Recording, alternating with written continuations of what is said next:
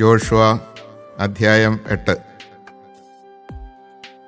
കർത്താവ് ജോഷുവോട് അരുളി ചെയ്തു, എല്ലാ യോദ്ധാക്കളെയും കൂട്ടി ആയിയിലേക്ക് പോവുക. ഭയമോ പരിഭ്രമമോ വേണ്ട. ഇതാ, ഞാൻ അവിടുത്തെ രാജാവിനെയും പ്രജകളെയും പട്ടണത്തെയും രാജ്യത്തെയും നിന്റെ കൈകളിൽ ഏൽപ്പിച്ചിരിക്കുന്നു. ജെറീക്കോയോടും അവിടുത്തെ രാജാവിനോടും നീ പ്രവർത്തിച്ചതുപോലെ ആയിയോടും അവിടുത്തെ രാജാവിനോടും പ്രവർത്തിക്കുക. എന്നാൽ കന്നുകാലികളെയും കൊള്ളവസ്തുക്കളെയും നിങ്ങൾക്ക് എടുക്കാം. പട്ടണത്തെ ആക്രമിക്കുന്നതിന് അതിന് പിന്നിൽ പതിയിരിക്കണം. ജോഷുവയും യോദ്ധാക്കളും ആയി പട്ടണത്തിലേക്ക് പുറപ്പെട്ടു. ജോഷുവ ധീരപരാക്രമികളായ 30,000 പേരെ തിരഞ്ഞെടുത്ത് രാത്രിയിൽ തന്നെ അയച്ചു. അവൻ അവരോട് ആജ്ഞാപിച്ചു, പട്ടണത്തെ ആക്രമിക്കുന്നതിന് നിങ്ങൾ അതിനു പിന്നിൽ ഒളിച്ചിരിക്കണം. വളരെ അകലെ പോകരുത്. സദാ ജാഗരൂകരായിരിക്കുകയും വേണം. ഞാനും കൂടെയുള്ളവരും പട്ടണത്തെ സമീപിക്കും. അവർ ഞങ്ങൾക്കെതിരെ വരുമ്പോൾ മുൻപിലത്തെ പോലെ ഞങ്ങൾ പിന്തിരിഞ്ഞോടും. പട്ടണത്തിൽ നിന്ന് വളരെ അകലെ എത്തുന്നതുവരെ അവർ ഞങ്ങളെ പിന്തുടരും.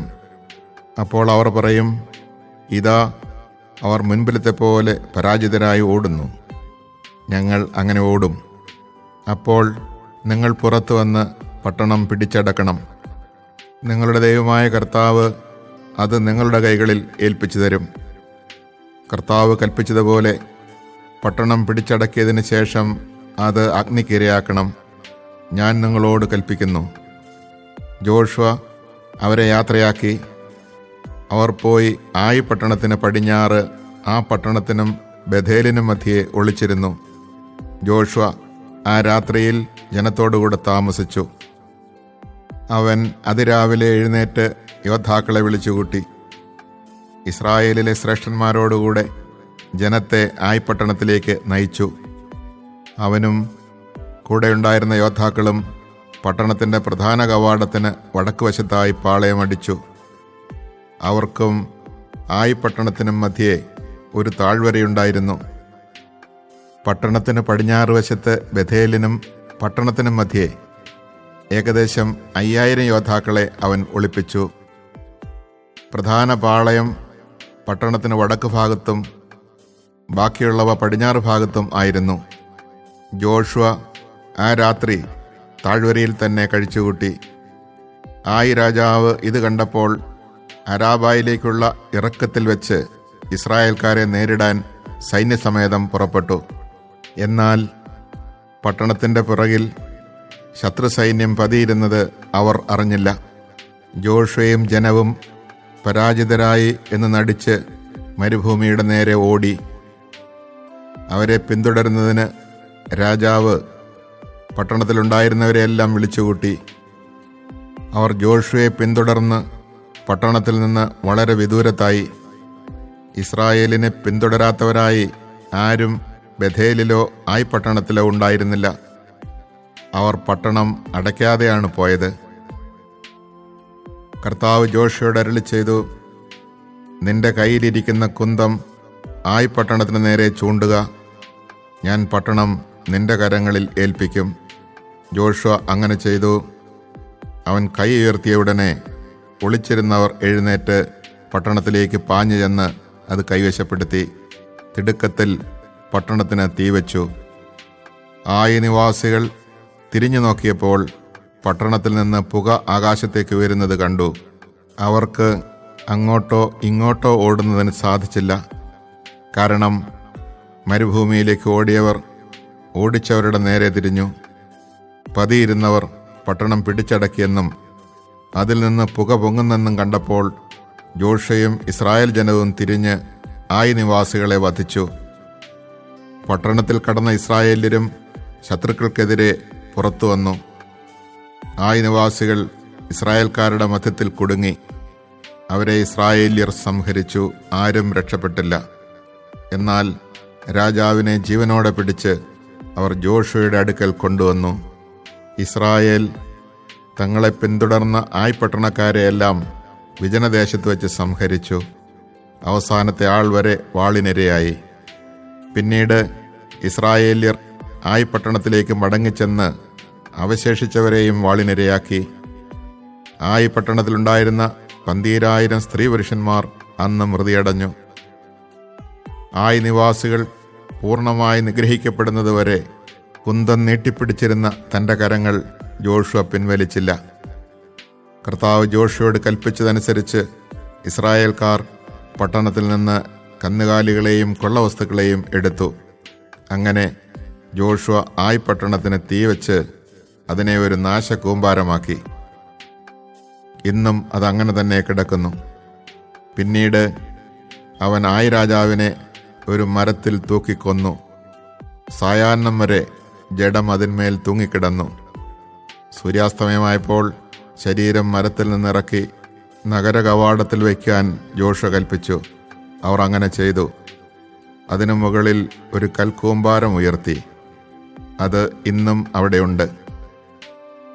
ജോഷുവ ഇസ്രായേലിൻ്റെ ദൈവമായ കർത്താവിന് ഏബാൽ മലയിൽ ഒരു ബലിപീഠം നിർമ്മിച്ചു. കർത്താവിൻ്റെ ദാസനായ മോശ ഇസ്രായേൽ ജനത്തോട് കൽപ്പിച്ചതുപോലെയും മോശയുടെ നിയമഗ്രന്ഥത്തിൽ എഴുതിയിരുന്നതുപോലെയും ചെത്തി മിനുക്കാത്ത കല്ലുകൾ കൊണ്ടുള്ളതും ഇരുമ്പായുധം സ്പർശിക്കാത്തതുമായിരുന്നു അത്. അതിൽ അവർ കർത്താവിന് ദഹനബലികളും സമാധാന ബലികളും അർപ്പിച്ചു. മോശ എഴുതിയ നിയമത്തിൻ്റെ ഒരു പകർപ്പ് ഇസ്രായേൽ ജനത്തിൻ്റെ സാന്നിധ്യത്തിൽ ജോഷുവ അവിടെ കല്ലിൽ കൊത്തിവെച്ചു. അവിടെ ഇസ്രായേൽ ജനം തങ്ങളുടെ ശ്രേഷ്ഠന്മാർ, സ്ഥാനികൾ, ന്യായാധിപന്മാർ എന്നിവരോടും തങ്ങളുടെ ഇടയിലുള്ള വിദേശികളോടും സ്വദേശികളോടും കൂടെ കർത്താവിൻ്റെ വാഗ്ദാന പേടകം വഹിച്ചിരുന്ന ലേവ്യ പുരോഹിതന്മാർക്കെതിരെ ഇരുവശങ്ങളിലുമായി നിന്നു. അവരിൽ പകുതി ഗരിസിം മലയുടെ മുൻപിലും പകുതി ഏവാൽ മലയുടെ മുൻപിലും നിലകൊണ്ടു. കർത്താവിൻ്റെ ദാസനായ മോശ കൽപ്പിച്ചിരുന്നതുപോലെ അനുഗ്രഹം സ്വീകരിക്കാനായിരുന്നു ഇത്. അതിനുശേഷം അവൻ നിയമഗ്രന്ഥത്തിലെ വാക്കുകളെല്ലാം അനുഗ്രഹവചസ്സുകളും ശാപവാക്കുകളും വായിച്ചു. മോശ കൽപ്പിച്ച ഒരു വാക്കുപോലും സ്ത്രീകളും കുട്ടികളും തങ്ങളുടെ ഇടയിൽ പാർത്തിരുന്ന പരദേശികളും അടങ്ങിയ ഇസ്രായേൽ സമൂഹത്തിൽ Joshua വായിക്കാതിരുന്നില്ല. Joshua chapter 8. The Lord then said to Joshua, "Do not be afraid or dismayed. Take all the army with you and prepare to attack Ai. I have delivered the king of Ai into your power with his people, city, and land. Do to Ai and its king what you did to Jericho and its king, except that you may take its spoil and livestock as booty. Set an ambush behind the city." So Joshua and all the soldiers prepared to attack Ai.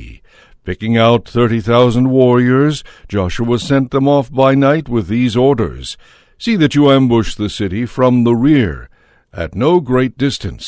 Then all of you be on the watch. The rest of the people and I will come up to the city, and when they make a sortie against us as they did the last time, we will flee from them. They will keep coming out after us until we have drawn them away from the city, for they will think we are fleeing from them as we did the last time. When this occurs, rise from ambush and take possession of the city which the Lord your God will deliver into your power. When you have taken the city, set it afire in obedience to the Lord's command. These are my orders to you."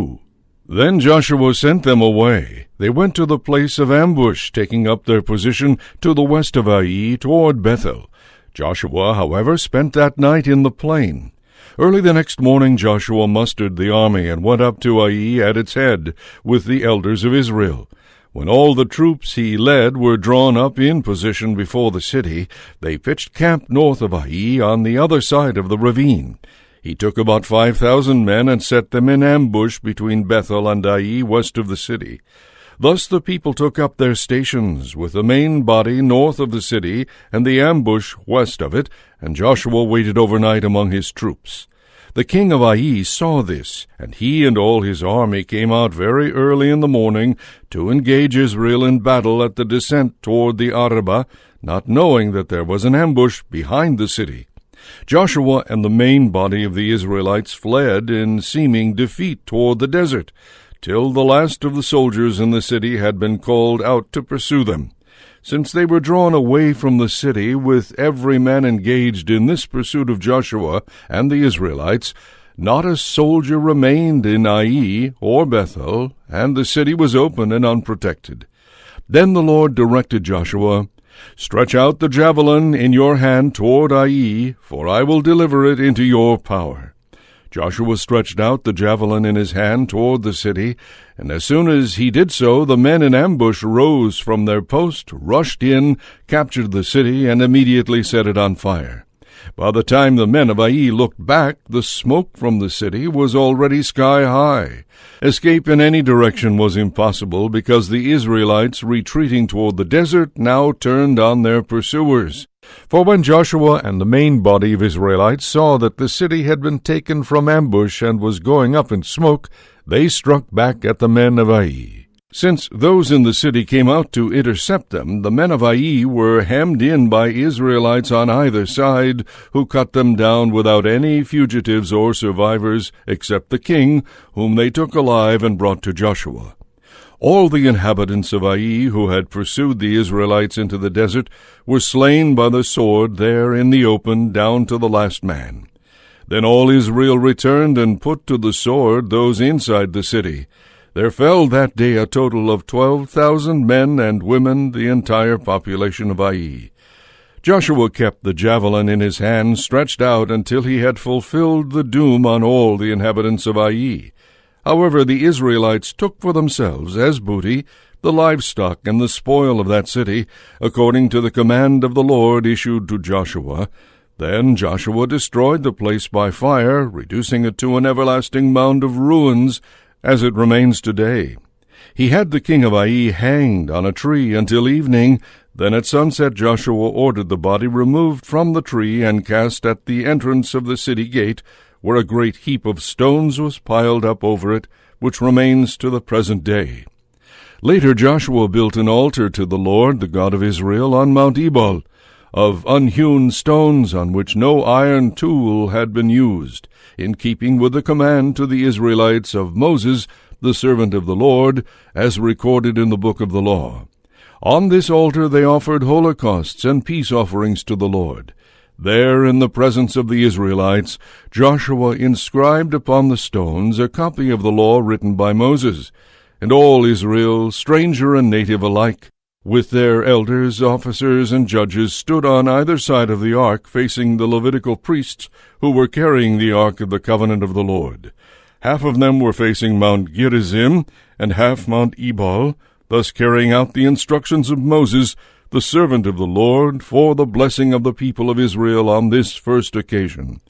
Then were read aloud all the words of the law, the blessings and the curses, exactly as written in the book of the law. Every single word that Moses had commanded Joshua read aloud to the entire community, including the women and children and the strangers who had accompanied Israel.